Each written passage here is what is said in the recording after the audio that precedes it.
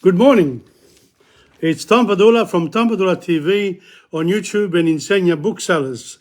And today it's a bit cold, so I had to wear something underneath.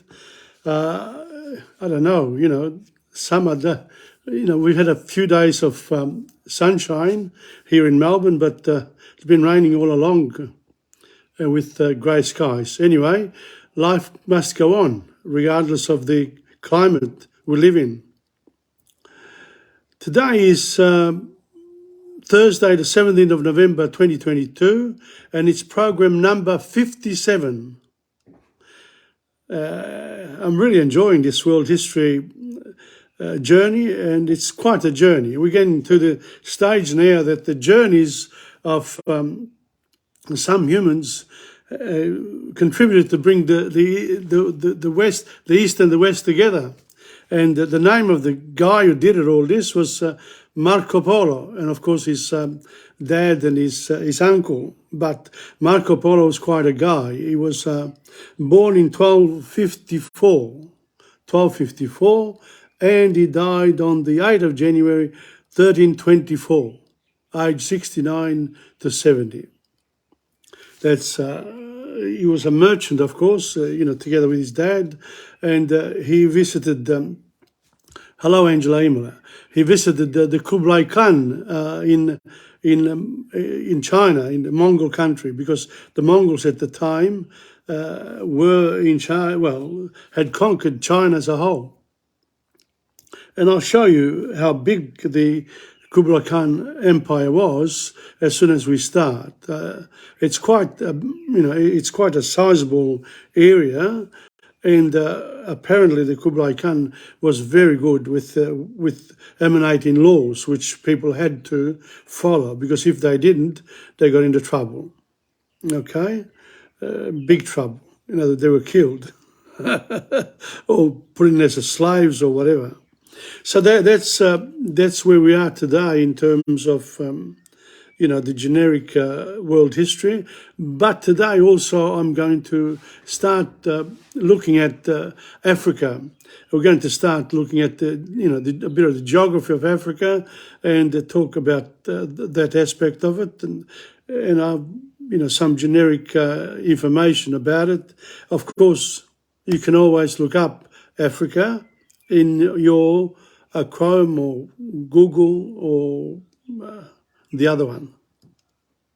I can never remember Safari, but now I'm starting to remember it. I've got to say it enough times. We're looking at the dynasties of China today, and also, of course, I mentioned Africa before the invasion, and this time we're looking at Aboriginal languages. And our friend Banjo Patterson and Henry Lawson. We finish off with my travels up north during the month of July, and it'll be Lake Argyle. We'll be finishing off looking at Lake Argyle excursion, and then we'll continue from there. But Lake Argyle, it's interesting, but wherever there is water, it's just water, if you know what I mean. It's you have to be a bit patient. It's good to experience it, but in pictures, water everywhere. There isn't much of a change, except for the fish and the few living things that live around the watery areas.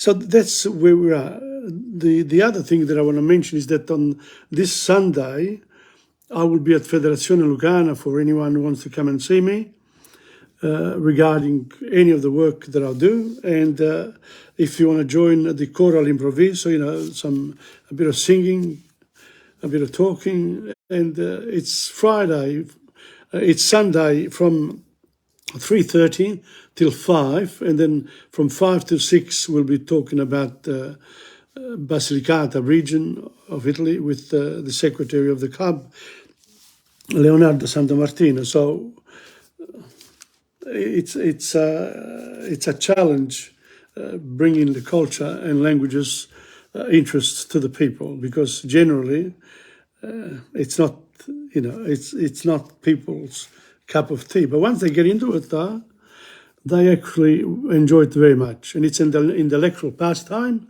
very important for the people in the third age, both the languages and the history part. And of course, if you have, the technology to go with it, your iPhone and the good smart TV and the computers, then you're up there with it, with moving forward in terms of realizing what the possibilities are in terms of the future, the present and the future. So don't be worried too much about the wars that are going on now, because it's like in the Middle Ages, there was a dark period, and then slowly the sunshine came, and we arrive at the Renaissance. Now, I believe that this is a Renaissance time for the world. The 21st century will see us going to the stars. And this morning they sent a first one, Artemis, to the moon, and there'll be more and more of that activity, I'm sure. And so people will want to go to outside of the earth, and let's hope that we have a greater opportunity to have peace in the world. But who knows? It's just a reflection. Okay, it's 11:31. I'm going to start, and let's go. This is Marco Polo and the Mongols. Okay. Venice and Genoa control Eastern luxury trade. All right. Many of the greatest trading cities of the Middle Ages, like Venice and Genova in Italian, were in northern Italy and near the seas, one in the Ligurian Sea and the other one the Adriatic Sea, around Italy. The merchants of these cities became rich because they controlled most of the trade between Europe and the ports of Eastern Mediterranean. They had very good ports, to which Saracen caravans brought spices, jewels, pearls, silk, and other luxuries from the East. So in other words, the Venetians and the Genovese people, merchants, they had a lot to do with the Turks, the Saracens, the Arabs, because all these spices came from India, from the eastern part of the world, from Europe. Venetian and Genoese ships brought these goods to their home ports, whence merchants carried them on pack horses all over Europe. So once you got your goods, you have to sell them, and you got to find your market, and the rest of Europe was the market. Medieval ignorance of world beyond Europe and the Middle East. In medieval Italian cities like Venice, the merchants had more knowledge of the world than had the country people, who often knew little, even by hearsay, of anything that happened outside of their own villages.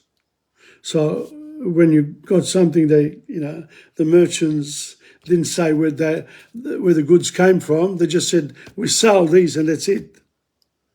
If you give the game away, then more people become merchants, and the competition can look bad in terms of your own profits, but it's a good thing in terms of the actual industry. The merchant class becomes bigger and stronger because there are more people involved in it. Yet it is hard for us to realize how little was known, even by the most highly educated people of the world beyond Europe. And when I was looking at the Vikings story on Netflix, it was obvious that the Vikings knew very little, even of the Mediterranean Sea. And, anyone who went there was like a hero. The Crusades brought with them some knowledge of the Byzantine Empire. That's the Eastern Roman Empire, Syria and Palestine. Travellers and scholars had heard of Baghdad and Bokhara and perhaps even of India. China or Cathay was a legendary country that possibly existed somewhere. They didn't know about it, while no one even suspected the existence of the American continent. Africa south of the Sahara Desert, or such places as Japan, Java and Australia. Didn't know anything about them. That's the Middle Ages, 600, 700 years ago. They did not know where these places were. Like we do not know about the various planets and constellations, and we will get to know them very well once we visit them. There'll be films about it, etc. Two Venetian merchants reached Bokhara, the Mongols and their conquests. Yes, where am I going to up to?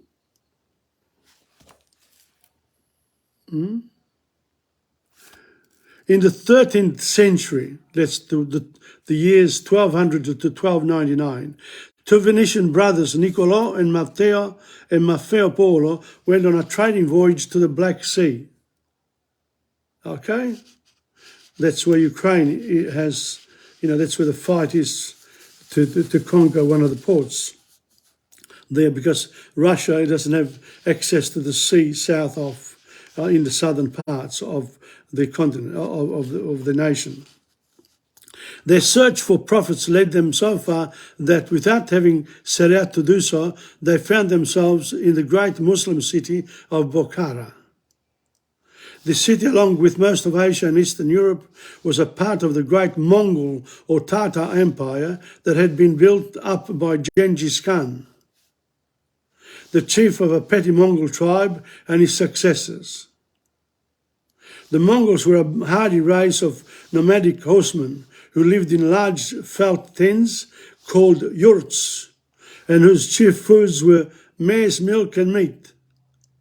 They ate their horses. Maize, milk and meat, including the hut. Anyway, they conquered many territory in a short space of time than any other people have done before or since.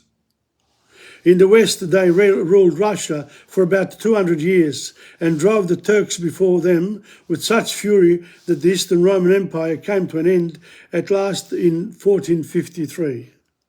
So the Mongols got rid of the Christians, the Byzantine Empire, but then they came back because Christianity, that the Ottoman Empire took over after that. And Constantinople and the southeast of Europe became Turkish territory. Now, the Venetian merchants meet Kublai Khan. In Bokhara, the Venetian merchants joined the part of an ambassador who was going to the court of the reigning Mongol Emperor, Kublai Khan. They were kindly received by Kublai, who asked them to return to Europe as his ambassadors to the Pope. They were then to come back again with 100 missionaries to explain Christianity to the Mongols. So Kublai Khan was interested in religion. So that's where we are.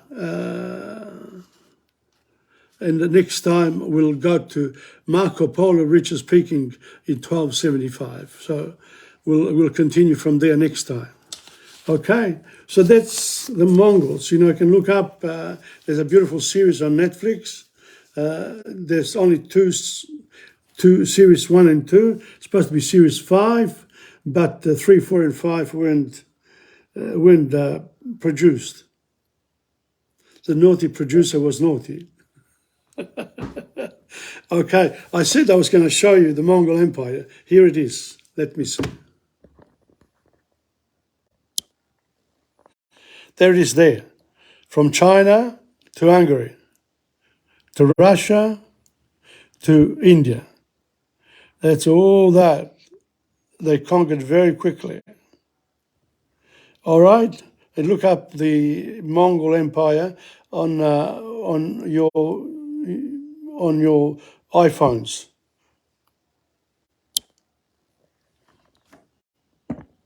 So that's that. That's number 1. Done. The next one we are going to do the Dynasties of China. The Dynasties of China started with the Shang dynasty, which was 1600 to 1100, for about 500 years before the birth of Christ. So 1600 before that China had states, different states, but the dynasties that were established were later on. But the Chinese, the Chinese states, different tribes and states and territories, they had gone on for another 3,500 years before that. Plenty. Okay? Then there was the Zhou dynasty, Z-H-O-U. And then there's the Western Zhou dynasty and the Eastern Zhou. So 1,100 to 771, that's about 300 years. And then Eastern Zhou, 771 to 256, that's another 500 years. There's a division. Then after the Zhou dynasty, the Qin Empire. I'm watching the actual Qin Empire on Netflix. Very interesting series, and very interesting. I recommend it. But the Qin Empire established the empire, but did not last long, because they had a different way of approaching statehood. They actually wanted to help the people. They tried to avoid the wars, but they conquered all of the other states and unified them because of their different types of looking at the way you should rule people. As I saw before, was a lot of cruelty, but here, in this case here, they also, what did they do? They sort of were very compassionate, but at the same time, very good at their military. They trained their armies so well that they could beat anybody. But then in the end, they only lasted from 221 to 206. So what's that? That's 10, 15, 16 years. 15 years, that's not a long time. But then, as a result of them, the Han Dynasty began, and they ruled from 206 BC to 220 AD. So it's for about 400 years. Then after that, there was a period with the Xin, Xin, not an important one, and the Eastern or later Han Dynasty to 8 to 23 to 23 to 22 to 20. So that's that Han Dynasty had three types of, well, 4 types. So 3 kingdoms, 220 to 265, there were the sections in which 3 of the Han generals carved up the empire amongst them. So up to 220, the Han Dynasty was in rule, but then after that, the generals divided up. A bit what happened to Europe. In Europe, after Charlemagne died, the European, his European empire was split up. Then there were 6 dynasties, 265 to 589. The so-called period of disunion is subdivided into a great many dynasties and kingdoms. So we're not going to look at them now. Then there's the Sui dynasty. The Sui reunited China with the capital once more at Xi'an. They built the first Grand Canal, linking the existing waterways from the Yangtze to the Yellow River, and then up the way to Xi'an. And then there's the Tang dynasty, the Song dynasty, 960 to 1279, Yuan dynasty, 1279 to 1368, Ming dynasty, 1368, 1644, and the Qing dynasty, 1644, 1912. The Mongols were there from 1279 to 1368. That's 100 years. Yep, that's it. And there was the Qing dynasty, Qing, 1644 to 1912. That's it at the end of the dynasties. After which there's modern China. So that's the dynasties for you. But before I go, I'm going to read the Sui and Tang dynasties. I'm going to take, I don't know whether I should read this. Well, let's have a look. During the 400 years from the late Eastern Han Dynasty to the early Sui Dynasty, the reunification of the forces in China had been growing. This indicated that the Chinese nation, with the Han nationality at the core, had become a relatively stable community. Thus, the Sui reunification was a historical trend. In 581, Yang Jian usurped the throne of the northern Zhou and established the Sui dynasty. Yang Jian reigned as Emperor Wendi of Sui in 589. The Sui conquered the Chen dynasty and reunited the northern and southern parts of the country in 1618. A peasant uprising brought about the end of the Sui with the death of Emperor Yang Di. During the peasant uprising, Li Yuan, a powerful Sui official, and his sons seized the opportunity to revolt and established the Tang dynasty. The period from the reign of Emperor Taizong, Wu Zetian, and to the early part of the reign of Emperor Xuanzong is called the time of the benign administration of the Zhenguan reign period and the flourishing Kaiyuan reign period. The territory ruled by the Tang dynasty was broader than that of any of the previous dynasties. It reached the eastern China Sea in the east, extended to the islands in the South China Seas in the south, or bordered like Lake Balkhash in today's Kazakhstan in the west, and extended as far as the Erta Hingan Mountains in the northeast.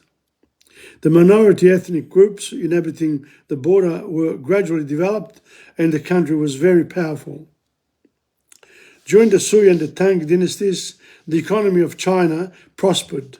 Exchanges with the outside world were frequent, and glorious scientific and cultural achievements appeared. Calligraphy, painting and sculpture flourished in the Tang dynasty.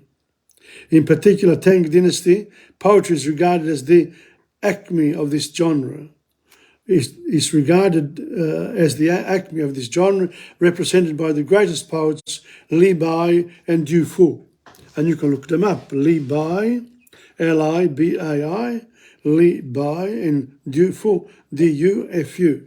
In the field of prose literature, Han Yu and Liu Zongguan, Han Yu, H-A-N, and Y-U, and Liu, L-I-U, Zongguan, Z-O-N-G-Y-U-A-N, were outstanding poets. Tang was one of the richest and most powerful countries both in ancient China and in the world at that time. Tang was one of the richest and most powerful countries both in ancient China and in the world at that time. We're going to see the rise of China in modern times if they keep the peace. They have a history of, running empires properly. During the period of Sui and Tang dynasties, Western countries were splitting and politics was in chaos. The economy and culture were in laggard development. In contrast, Asia was thriving. In Asia, two empires were very strong.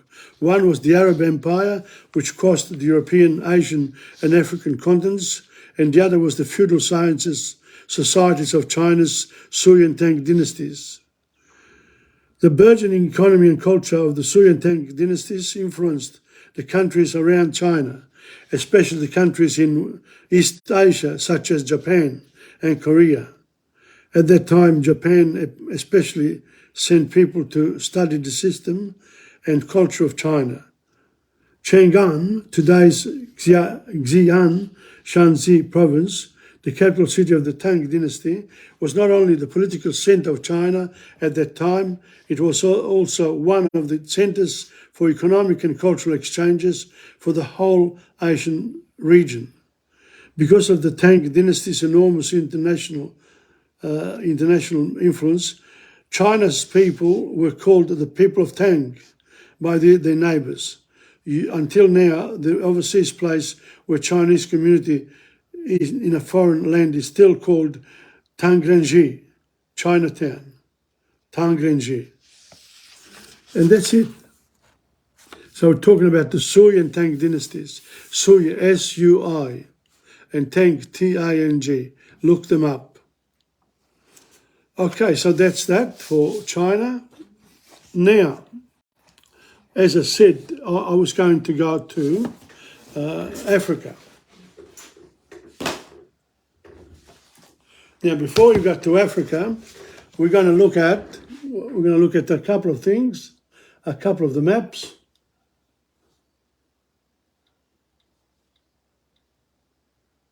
Yes, I've got them here, and I'll be able to show you, and then I'll do something on Africa. Here we go, Africa.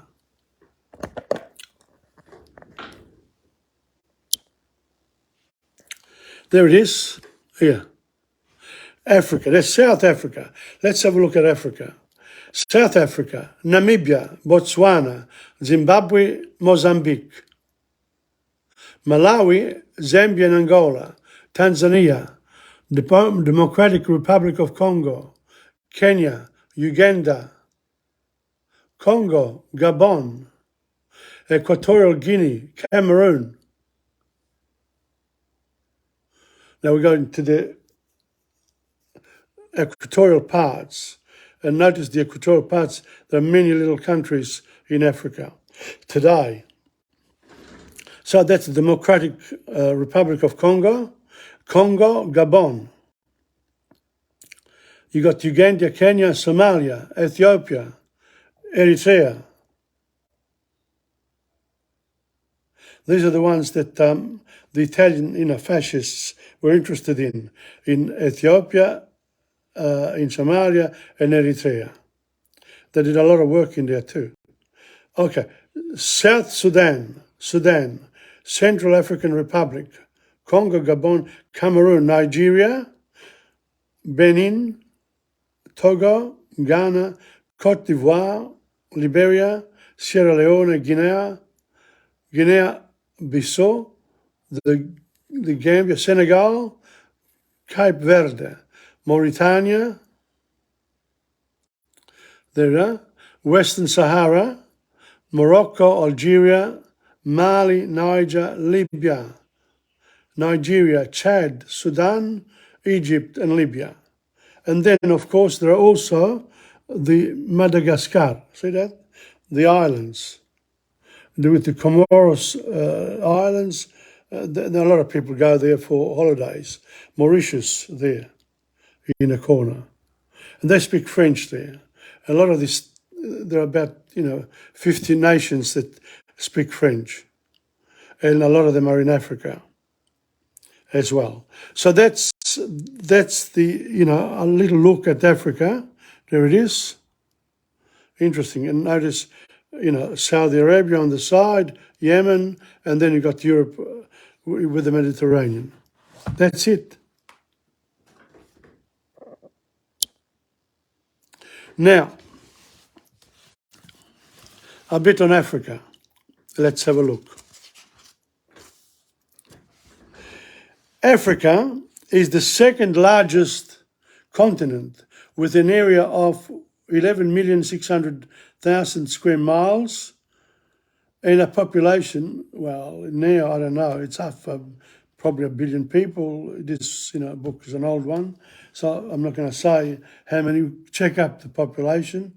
The first creatures who made and used tools were probably born in Africa, and it was probably here that men first walked the earth. Much later, about 5,000 years ago, one of the most advanced peoples in the world lived in Africa. These were the Egyptians, who later were to form part of the Roman Empire, which stretched along the north coast of Africa. Here, Christianity spread and reached down to Ethiopia. Later in the 7th century AD, the Arabs invaded Africa and introduced another great dynamic religion, that of the Islam, which spread down the east coast of Africa and across the north to Morocco. From about AD 800 for some 500 years, the Muslims or Islamic civilization was as advanced as any in the world. During the same time, there was a succession of large states of empires in the grasslands area on the southern border of the Sahara. At the time of the 100 Years' War in England, 1350 to 1450, I visited an Arab brought of the people of Mali. They are seldom unjust. Their sultan shows no mercy to anyone who is guilty of the least act of it. There is complete security in their country. Mali was eventually absorbed by Songhai with its fine university at Timbuktu. Meanwhile, on the eastern African coast, there was a flourishing trade in gold, ivory and slaves based on coastal settlements in which the Swahili people lived. In the interior, mass migration of people were taking place which committed throughout the 16th and 17th century. Large African states near the coast in an overseas empire, 17th centuries. Once Europeans had explored the coastline of Africa, it was not long before they began to trade with the people on the coast. And over the next 400 years, European governments came to control most of Africa. In 1482, Portugal's discovery of the estuary of the River Congo gave her control of Angola and put her in contact with the Congo, which was one of the few large African states near the coast. In her overseas empire in Brazil, there was a huge demand for slaves, for which Angola was the supply base, and the Congo was torn apart.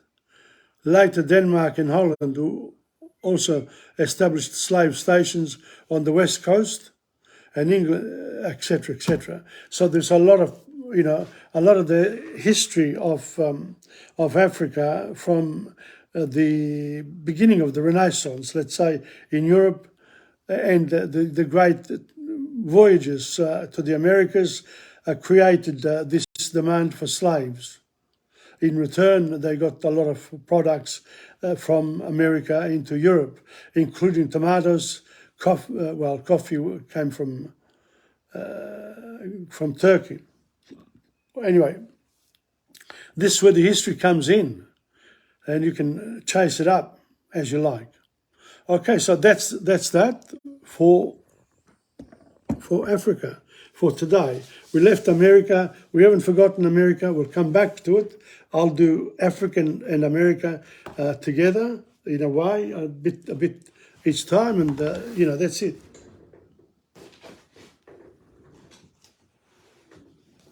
Now we come to our before the invasion.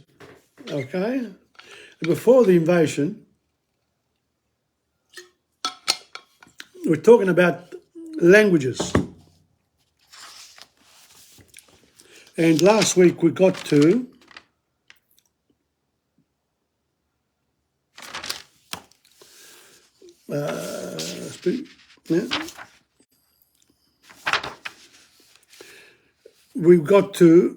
any English-speaking person can speak an Aboriginal language. However, such people usually speak English much better than almost any English-speaking. We're talking about the Indigenous people of Australia. The vocabulary of a language reflects the way of life of the people who speak it. For example, in English, we have lots of words for types of houses and the things inside them, such as furniture. Obviously, such words would not occur in Aboriginal languages, but they had many more words for outdoor things, for kinds of weather and sky, rocks and hills, plains and rivers. And of course, they had words for every kind of plant and animal in their area that was useful to them. These were important to them as food and as totems. They also had many more words for kinship relations. For example, the word for father-sister was everywhere different from that for mother-sister. And the word for father's mother was different in most languages from that of mother's mother. The grammar of Aboriginal languages was very complicated, but the complications were different from those of European languages. For example, in European languages, the word for we can mean any number of people. But in all Aboriginal languages, there were separate terms for we two, and we a lot of us, and for you two and you many, or they two and they many. The languages spoken around Geelong in Victoria even had separate words for we three, you three, and they three as well. And in the languages spoken in the Flinders Range of South Australia, a person would use one word for you two. If he was speaking to his mother and father, and a different one if he was speaking to his brother and sister. It was very rude to use the wrong one, and he would get into trouble if he did.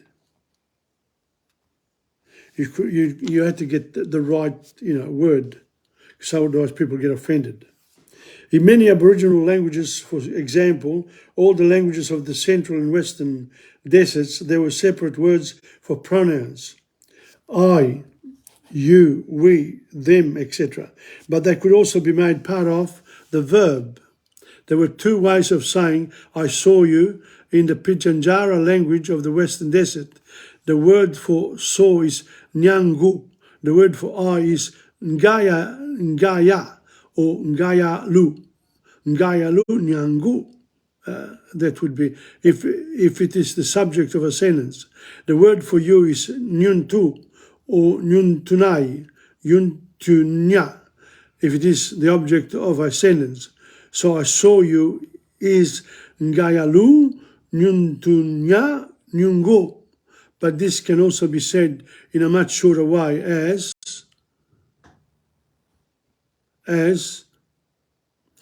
nyungunanta or nyungunata, where the little syllable na stands for ngayalu and the syllable ta stands for nyuntunanya. This kind of language structure does not occur in any European language, but is common amongst Australian languages. Very interesting, the fact that, you have, instead of saying we, you say we, in two of us, and you use one word, and we, many of us, you use another word. Interesting. Okay, well, that's that for this part. Now we come to after the invasion came the colonials. And one of the colonials, 100 years later, because, people arrived here in 1788 in large numbers on the ships, and they remained here. They came in 1770, but they didn't stay. Okay, so Captain Cook came and went, whereas Captain Arthur Phillip came and stayed, and then other people came. And a few months after Captain Arthur Phillips, the French arrived. Unfortunately for the French, they had the French Revolution, and they were in trouble for that decade. There was a lot of, they weren't going to think about overseas lands whilst there's trouble at home. And so the English were able to settle Australia and call it their own ever since. Now, this is the Song of the Artesian Water by Banjo Patterson. Now the stock have started dying, for the Lord has sent a drought. But we are sick of prayers and providence, we're going to do without. With the derricks up above us and the solid earth below, we are waiting at the lever for the word to let her go. Sinking down, deeper down, oh, we'll sink it deeper down. As the drill is plugging downward at 1,000 feet of level, if the Lord won't send us water, oh, we'll get it from the devil. He said we got coal from the devil. Now our engine's built in Glasgow by a very canny Scot, and he marked at 20 horsepower, but he don't know what is what. When Canadian Bill is firing with the sun-dried gidgee logs, she can equal 30 horses and a score or so of dogs. Well, gidgee logs. When Canadian Bill is firing with the sun-dried gidgee logs, she can equal 30 horses and a score or so of dogs. Singing down deeper, deeper. Oh, we're going deeper, deeper down. If we fail to get the water, then it's ruin to the squatter. For the drought is on the station and the weather's growing hotter. But we are bound to get the water deeper down. So it actually happened that they were able to get the water eventually. But the shaft has started caving and is sinking very slow, and the yellow rods are bending in the water down below. And the tubes are always jamming and they can't be made to shift, till we nearly burst the engine with a 40 horsepower lift. Sinking down deeper, oh, we're going deeper down. Though the shaft is always caving and the tubes are always jamming. Yet we'll fight our way to water while the stubborn drill is ramming. Now, today, you wouldn't have to do all that. We've got plenty of water today. New South Wales is full of it. But there's no artesian water, though we're past 3,000 feet. And the contact price is growing and the boss is nearly beat. But it must be down beneath us, and it's down we've got to go. Though she's bumping on the solid rock 4,000 years ago. Oh my God. There we go again.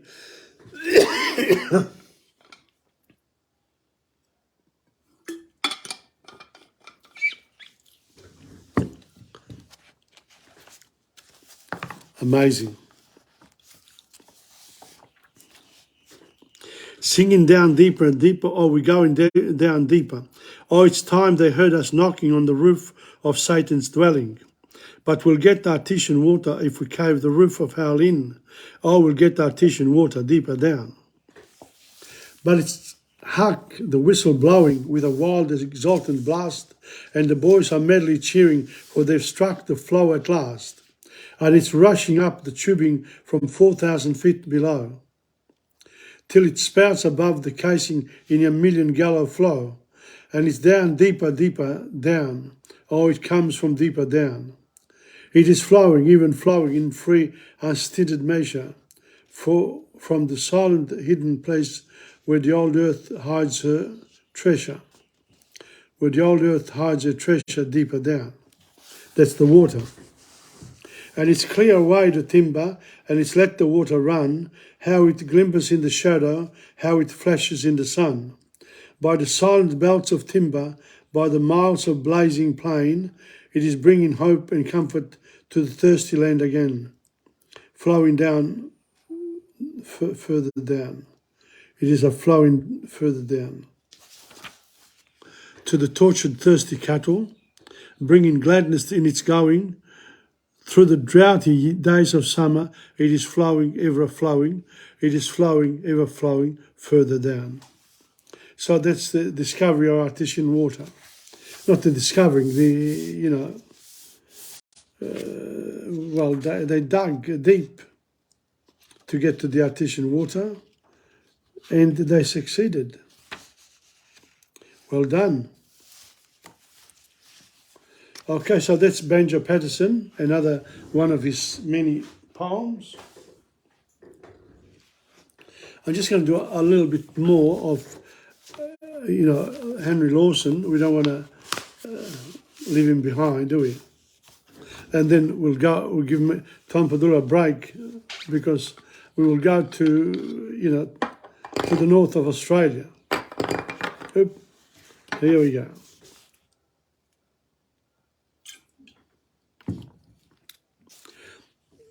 This next this next short story is called "The Union Buries Its Dead." The Union Buries Its Dead by Henry Lawson. You can look it up. I haven't looked it up. I've got to check these stories whether they're available online as well. Okay, we'll just do a little bit and then we'll continue next week. While out boating one Sunday afternoon on a billabong across the river, we saw a young man on horseback driving some horses along the bank. He said it was a fine day and asked if the water was deep there. The joker of our party said it was deep enough to drown him, and he laughed and rode further up. We didn't take much notice of him. Next day, a funeral gathered at a corner pub and asked each other to have a drink while waiting for the hearse. They passed away some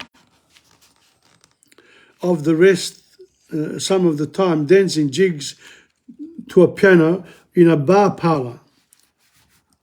They passed away the rest of the time skylarking and fighting.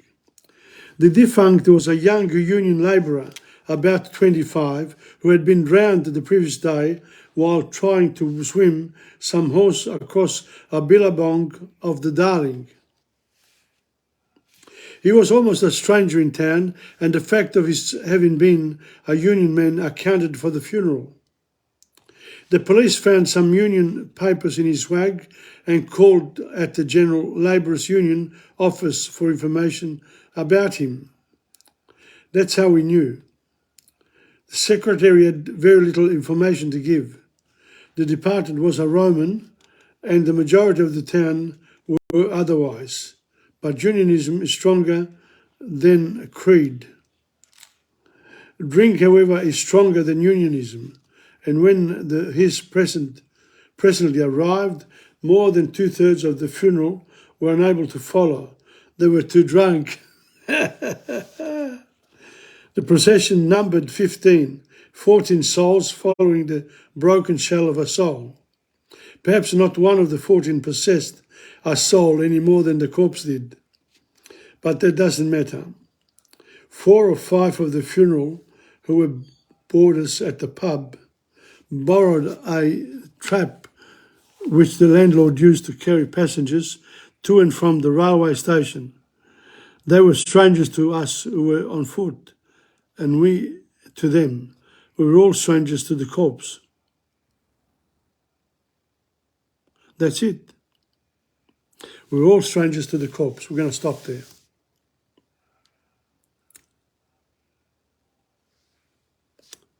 Wait a minute.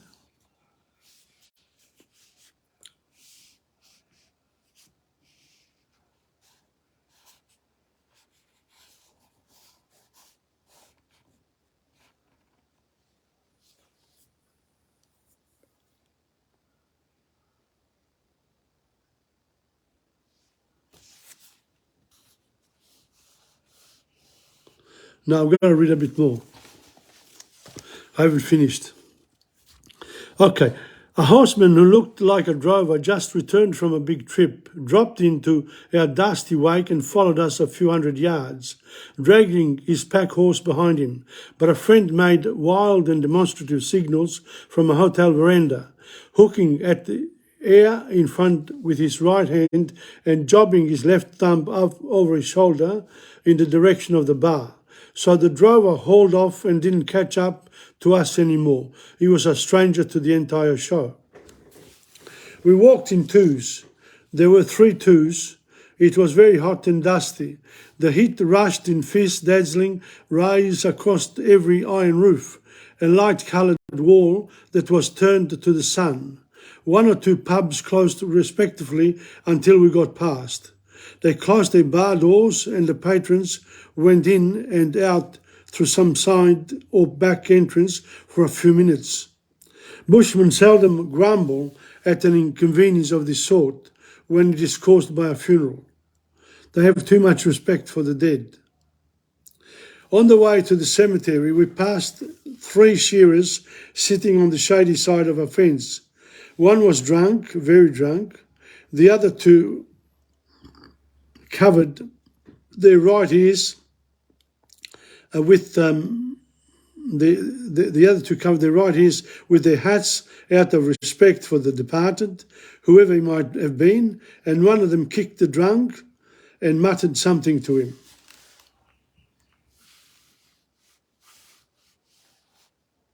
Yep. That's it. That's where we're at. We're finished for Henry Lawson. And now I get a break. Here we go back now to Lake Argyle in the north. Okay, so I am going to show you Lake Argyle. There we are. Okay, let's go. This is where we were last time. Okay, we got one behind there. That's when we got from here. Continue.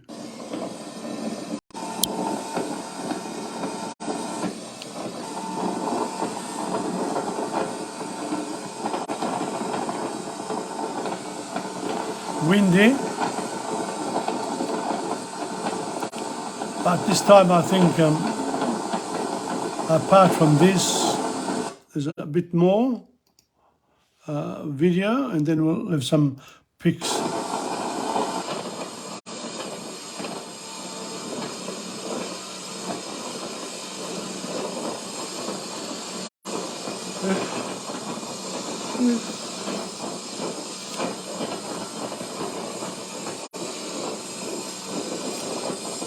Beautiful, huh?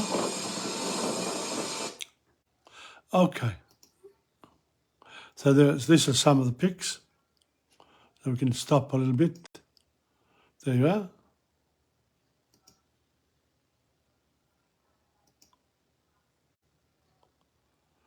This is what I said, you know, when you, oh, here. You have to wait. Wait a minute.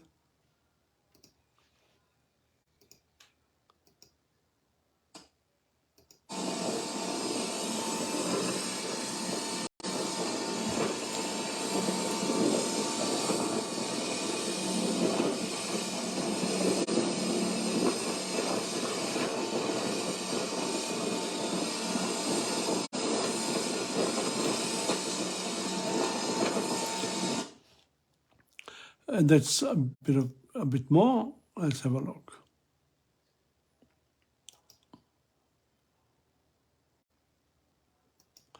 Pretty much the same, but here I think we get to a place where there are some animals and some fish. Here we go. The boat is going slower.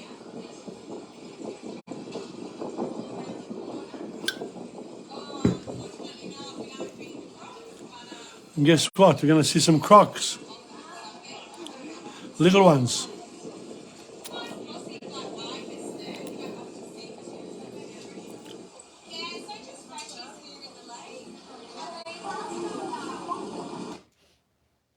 We're all very curious. There it is. First croc.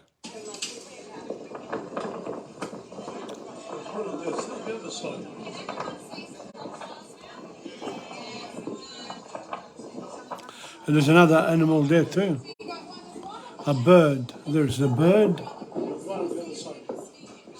And there is the croc there. Little ones.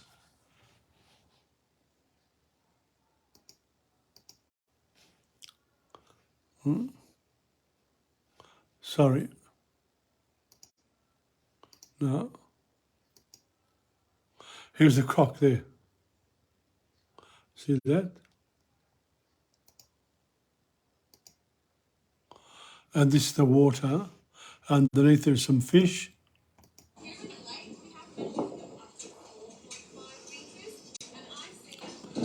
Welcome to Francis Gala.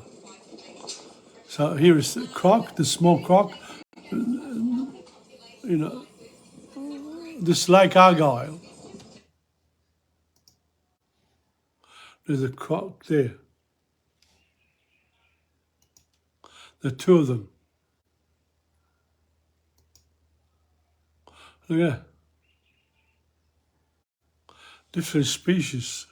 They look like different species to me. It's actually looking at them better in photographs like this than in real life.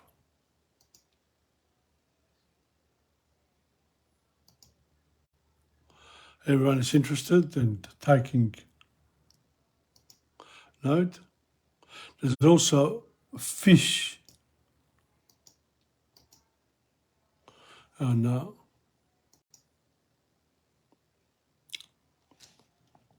Let's have a look. No, I should have got rid of that one.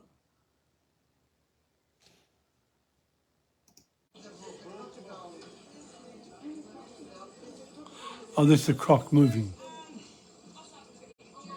Oh, it's wrong.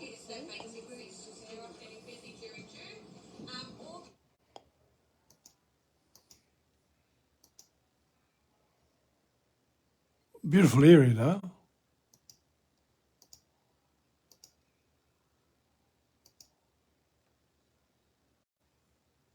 Oh, there's another croc there.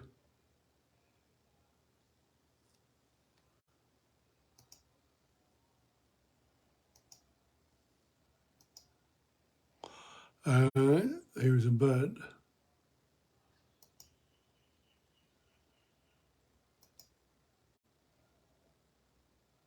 And it's pretty.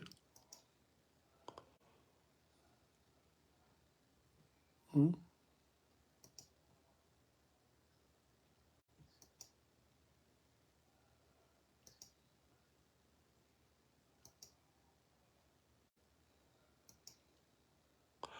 Obviously, we've moved away, but we go somewhere else where there are some fish.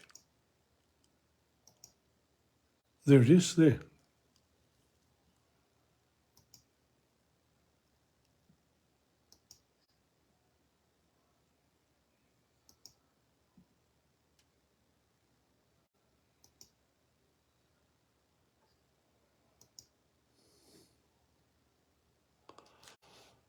There we are.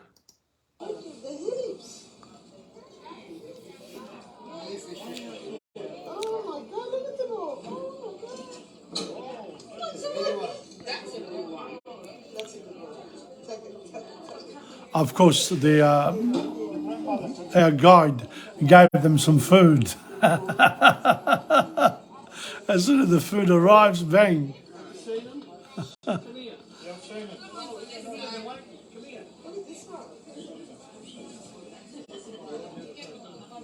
Look at the chatter of excitement by us tourists, getting excited about a little fish. Here at the top, these silver blue guys. You've got bottlenose catfish at the bottom. Look at all the catfish. See, they're fighting for the food. Got it? I've got the video. And then you've got some archerfish over there. Yeah.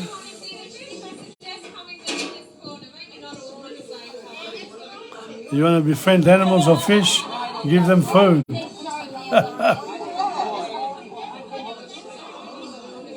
Goodbye, fish. That's me there. Oh, God. What an awful photo.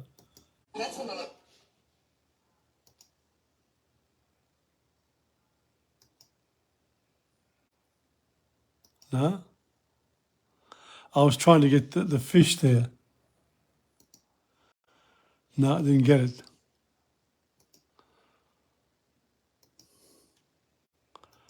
More of the same.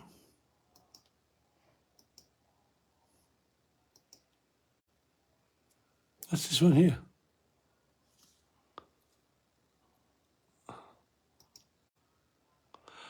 Oh, well, then we move on.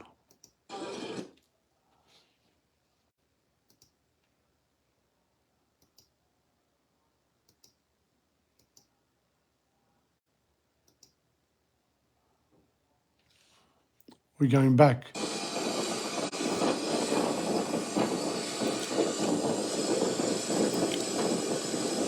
Yeah, somebody else. They're enjoying the lake. I didn't pay them to come on. Look at that. Beautiful. Beautiful footage.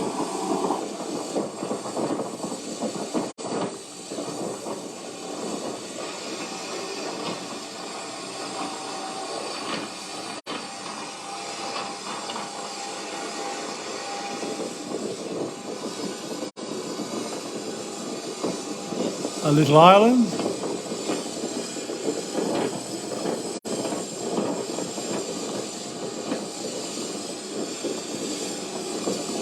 How pretty, huh?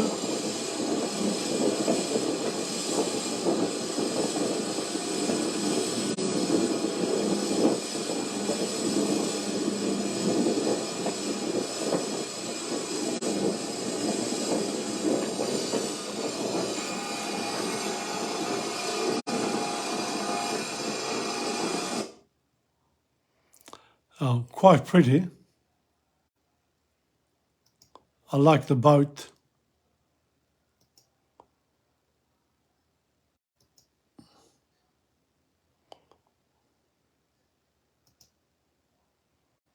Beautiful. That's really nice, that one. Some lovely photos.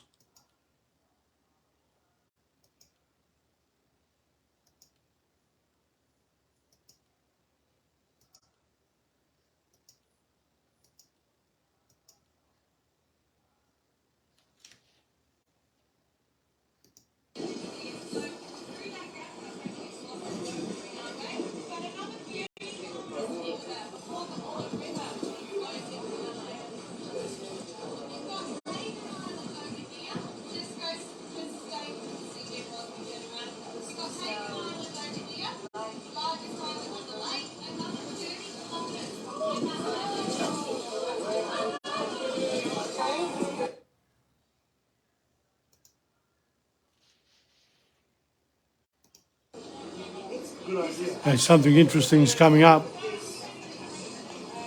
More water. Oh dear.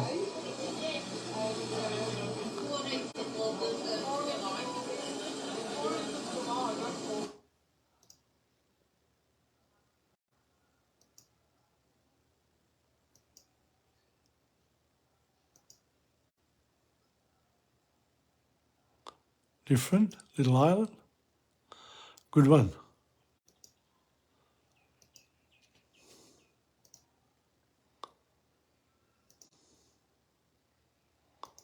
I was trying to say something here.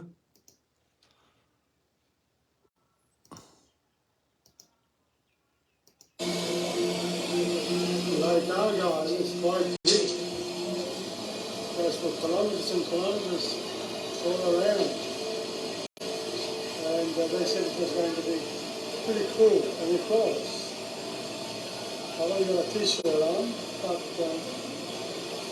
interesting enough, finally we get the sun, so I think we're going back. Fantastic views.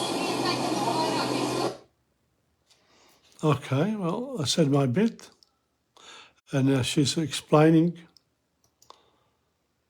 There we are.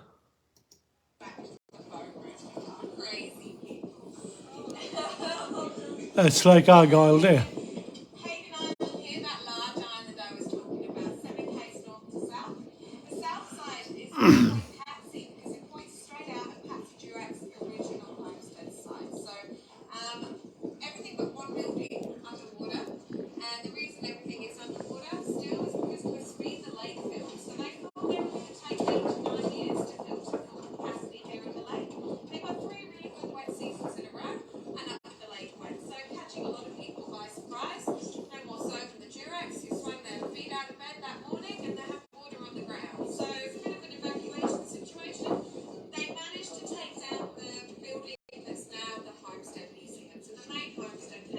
Good, the explanation.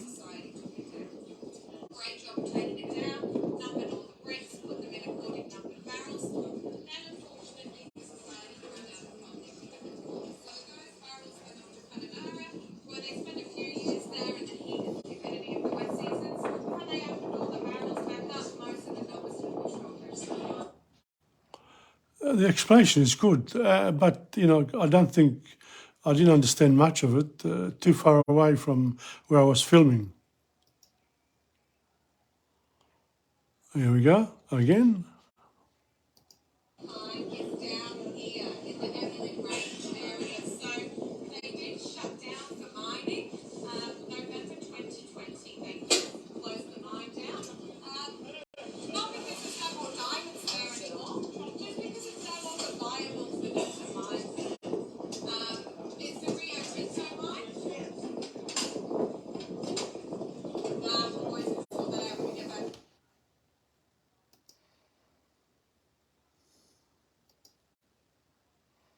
Some of the rocks that you can get from that area.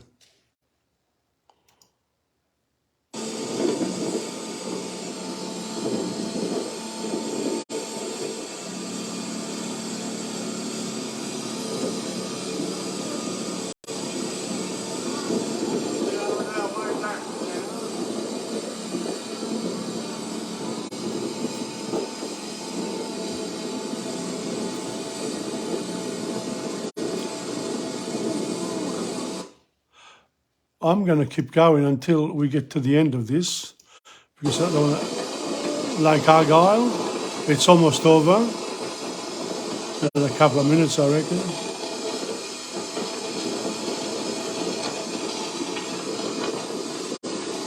Going fast now, going back.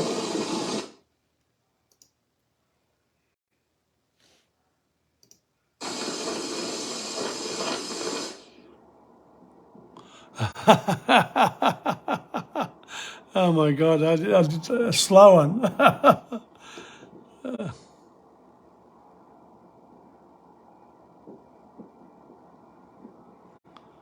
Nice one. That's a nice one. Now that's a better way of doing it. Okay, I'm going to go forward.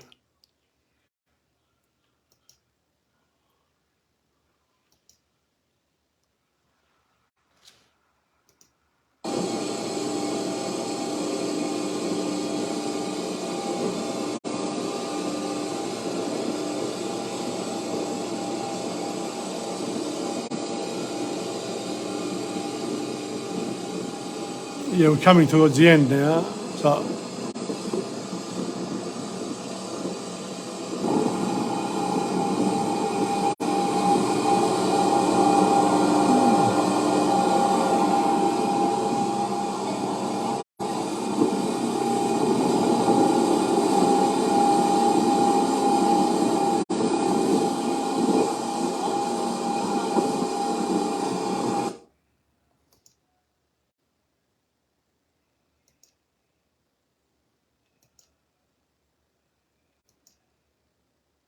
it's very interesting.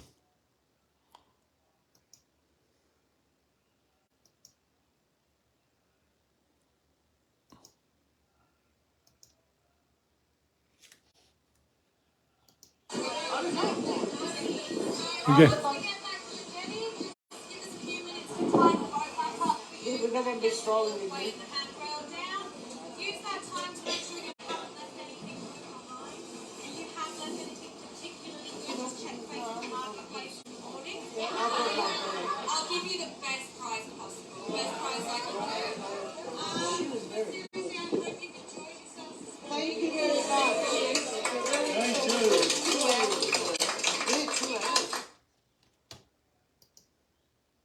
There we are, we arrived.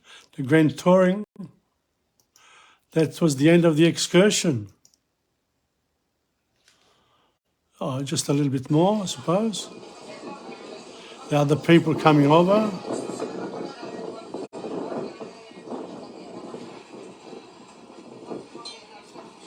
And I think I've got a couple of photos. There's Angela. That's the organiser. And that's me and my sister there, and Maria at the back. There you are.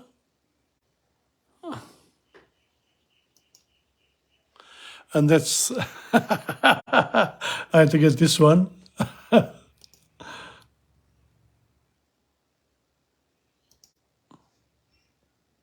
Thank you very much.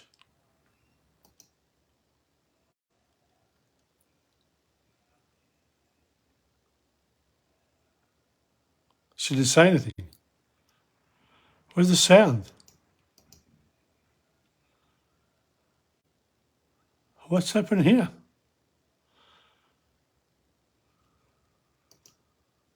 Huh?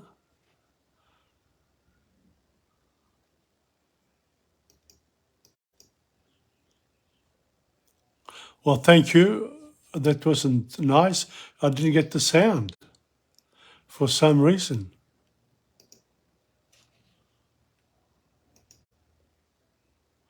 It's another one.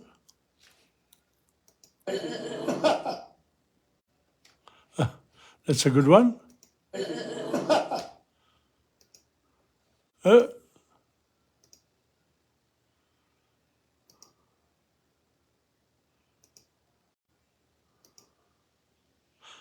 okay, we'll stop at that one. We'll stop there. Okay. Now, what happened here? Hello? Francisco. Lake Argyle. There it is. I did something wrong here, but anyway. Well, thank you very much for another. I've enjoyed it this morning. I've gone overboard, of course, an extra few minutes, but it doesn't matter. It was a good way to finish off Lake Argyle, and we keep going next week. So until next week, this is Tom Padula from TomPadulaTV on YouTube and the Insegna Booksellers for World History and the rest. Ciao, until next week.